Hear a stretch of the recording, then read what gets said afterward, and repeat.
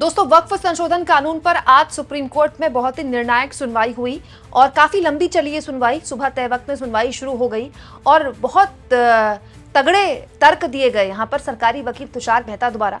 और उन तगड़े तर्कों के बीच भी सीजेआई जस्टिस गवई और जस्टिस मसी ने उनसे ऐसे कई सवाल पूछे जिनके जवाब उनको भरी अदालत में देने पड़े। सब कुछ मैं आपको जल्दी शॉर्ट में बताती हूँ दोस्तों, और आसान भाषा में आपके लिए पूरी सुनवाई मैंने सुनी भी और इस सुनवाई का हिंदी अनुवाद में आपके लिए लेकर आई हूँ। आज जब सुनवाई शुरू हुई तो उसके मुख्य बिंदु क्या निकल कर आए वो मैंने आपके लिए ग्राफिक्स के जरिए तैयार किए हैं। सरकारी वकील यानी कि केंद्र सरकार का पक्ष रखने वाले सॉलिसिटर जनरल तुषार मेहता ने कोर्ट में कहा, हम 1923 से चली आ रही बुराई को खत्म कर रहे थे। हर हितधारक की बात सुनी गई। मेरा कहना है कि कुछ याचिकाकर्ता पूरे मुस्लिम समुदाय का प्रतिनिधित्व करने का दावा नहीं कर सकते। हमें 96 लाख प्रतिनिधित्व मिले हैं। जेपीसी की 36 बैठकें हुई। दोस्तों, आगे तुषार मेहता ने कहा, जेपीसी के साथ बार बार विचार विमर्श हुआ। हमने विभिन्न मुस्लिम निकायों से इनपुट लिए। इसके बाद एक बड़ी रिपोर्ट प्रस्तुत की गई जिसमें सुझावों को कारणों के साथ स्वीकार और अस्वीकार किया गया। फिर इसे अभूतपूर्व बहस के बाद पारित किया गया। दोस्तों, सरकार लगातार इस बात पर जोर दे रही है कि हमने न केवल बिल बहुत सोच समझ कर तैयार किया बल्कि जेपीसी में भी खूब बैठकें की, उसके बाद हमने लोकसभा में भी खूब चर्चा की, उसके बाद ये बिल आया है। दोस्तों, यही बात सुप्रीम कोर्ट के आगे तुषार मेहता ने की। आगे उन्होंने कहा, सरकार सभी नागरिकों के लिए ट्रस्ट के रूप में भूमि रखती है। परिभाषा के अनुसार उपयोगकर्ता द्वारा वक्फ संपत्ति किसी और की है। आपने निरंतर उपयोग करके अधिकार अर्जित किया है, इसलिए जरूरी है कि निजी या सरकारी संपत्ति का उपयोग लंबे समय तक किया जाए। अगर कोई इमारत है तो सरकारी संपत्ति हो सकती है। क्या सरकार ये जांच नहीं कर सकती कि संपत्ति सरकार की है या नहीं? इसका प्रावधान 3C में किया गया है। दोस्तों, इसके बाद जस्टिस गवई ने बीच में तुषार मेहता को टोका और पूछा, उनका तर्क है कि इस मामले में सरकार अपना दावा स्वयं तय करेगी। उनका मतलब जो इस कानून के विरोध में है, उनके लिए जस्टिस गवई ने कहा। तो जवाब में तुषार मेहता ने कहा, राजस्व अधिकारी तय करते हैं और ये सरकारी जमीन है या नहीं, लेकिन ये सिर्फ राजस्व रिकॉर्ड के लिए है। वो इसका शीर्षक तय नहीं करते, ये अंतिम नहीं है। दोस्तों, आगे जो तुषार मेहता ने बात बोली है वो बहुत इंपॉर्टेंट है, गौर से सुनिएगा, क्योंकि इसको लेकर काफी विवाद हुआ था लोकसभा के अंदर जब बहस हुई थी तब भी, और इससे पिछली सुनवाइयों में सुप्रीम कोर्ट में भी। तुषार मेहता ने कहा, शुरुआती बिल में कहा गया था कि कलेक्टर ही फैसला लेंगे। आपत्ति ये थी कि कलेक्टर अपने मामले में खुद जज होंगे, इसीलिए जेपीसी ने सुझाव दिया कि कलेक्टर के अलावा किसी और को नामित अधिकारी बनाया जाए। 3C के तहत अधिकारी द्वारा की गई कार्रवाई का एकमात्र परिणाम राजस्व रिकॉर्ड और बोर्ड रिकॉर्ड में सुधार तक ही सीमित रहेगा। मैंने हलफनामे में यह बात कही है, लेकिन किसी ने इस पर ध्यान नहीं दिया। दोस्तों, कलेक्टर वाली बात पर सरकार ने एक बार फिर जोर दिया। तो फिर जस्टिस गवई ने दोबारा से इंटरप्ट करके पूछा, तो क्या ये सिर्फ कागजी एंट्री के लिए होगा? मतलब जो कलेक्टर वाली बात आप बोल रहे हैं, क्या एक कागजी एंट्री के लिए होगा? ये कहा सीजीआई ने, जिसके जवाब में तुषार मेहता ने कहा, ये एक कागजी एंट्री होगी, लेकिन अगर सरकार स्वामित्व चाहती है तो उसे शीर्षक के लिए मुकदमा दायर करना होगा। अगर कोई ट्रस्ट की संपत्ति से निपट रहा है तो उसे पता होगा कि राजस्व रिकॉर्ड के अनुसार सरकार मालिक है, ना कि वक्फ। दोस्तों, आगे तुषार मेहता कहते हैं, 3C के तहत न्याय तक पहुंच से इनकार नहीं किया जा सकता।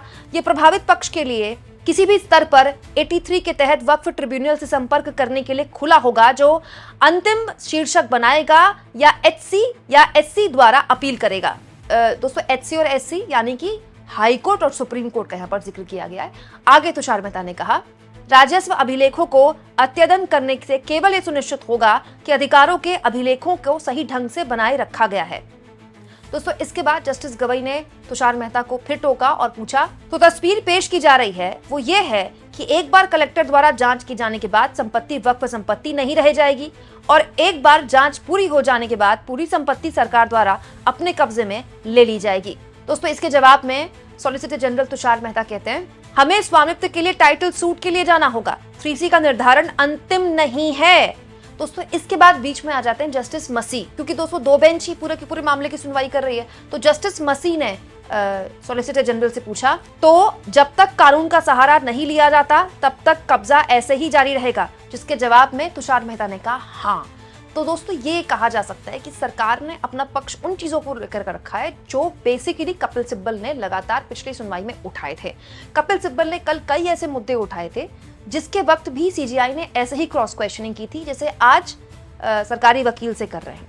आज की सुनवाई देखकर ऐसा लगता है काफी वक्त सॉलिसिटर जनरल को दिया गया है। जैसे कल का पूरा दिन कपिल सिब्बल की जगह चली है, कल पूरा दिन कपिल सिब्बल को दिया गया और आज पूरा दिन आप कह सकते हैं एक तरह से सॉलिसिटर जनरल को सुना कोर्ट ने। तो हो सकता है दोस्तों कल सुप्रीम कोर्ट इस पूरे के पूरे मसले पर कोई अंतरिम आदेश दे दे। हालांकि अभी कुछ भी नहीं कहा जा सकता, क्योंकि पहले ये बात कल के लिए बोली जा रही थी, फिर आज के लिए बोली जा रही थी, लेकिन अब कल फिर से जिरा होती है, फिर से सुप्रीम कोर्ट में सुनवाई चलती है, या फिर कल सीधे सुप्रीम कोर्ट कोई अंतरिम आदेश देता है। इट्स टू अर्ली टू से। हाँ, लेकिन ये है कि बहुत से ऐसे मसले सरकार ने यहाँ पर उठाए हैं जिसको लेकर बहुत सी बातें कपिल सिब्बल द्वारा बोली गई थी। दोस्तों, कपिल सिब्बल ने कल ये भी बोला था कि बहुत सी ऐसी प्रॉपर्टीज हैं वक्फ की जो 100 साल पुरानी हैं, तो वहां से उन चीजों के लिए कागज कहाँ से लाएंगे। इस पर भी तुषार मेहता ने आज बात बोली है और उन्होंने कहा था कि एक अभियान चल रहा है, 100 साल पुरानी संपत्ति हम के कागज हम कहाँ से लाएंगे। तुषार मेहता ने बोला ये और कहा कि मुझे बताइए कागज कभी जरूरी नहीं थे,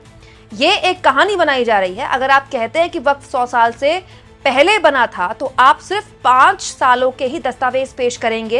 ये महज औपचारिकता नहीं है, अधिनियम के साथ एक पवित्रता जुड़ी हुई है।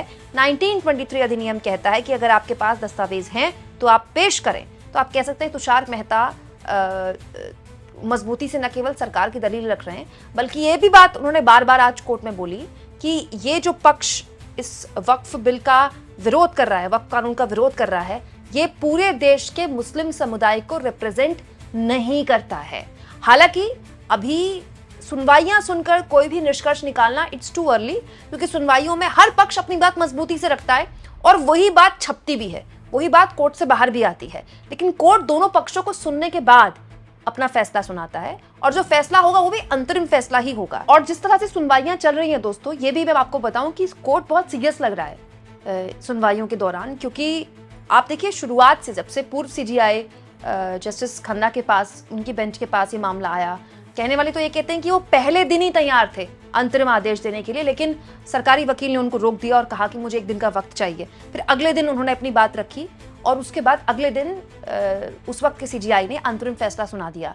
लेकिन फिर सीजीआई के रिटायरमेंट का टाइम आ गया और वो अंतरिम जो फैसला था वो उन 3 प्रावधानों पर रोक लगाने वाला था जिन 3 प्रावधानों पर सबसे ज्यादा शिकायत थी विरोधी पक्ष को। लेकिन उसके बाद जब ये पूरा का पूरा मामला जस्टिस गवाई के पास गया, जस्टिस गवाई ने थोड़ा और वक्त दिया दोनों पक्षों को, और अब जस्टिस गवाई जिस तरह से सुनवाई कर रहे हैं, उनकी बेंच जिस तरह से सुनवाई कर रही है, ऐसा लग रहा है कि बहुत देरी जस्टिस गवाई इस पूरे के पूरे मामले में नहीं करना चाहते। जाहिर सी बात है कोर्ट से कल क्या निकल कर आएगा, पल पल की जानकारी ऐसे ही लाइव अपडेट्स के जरिए मैं आपको दूंगी।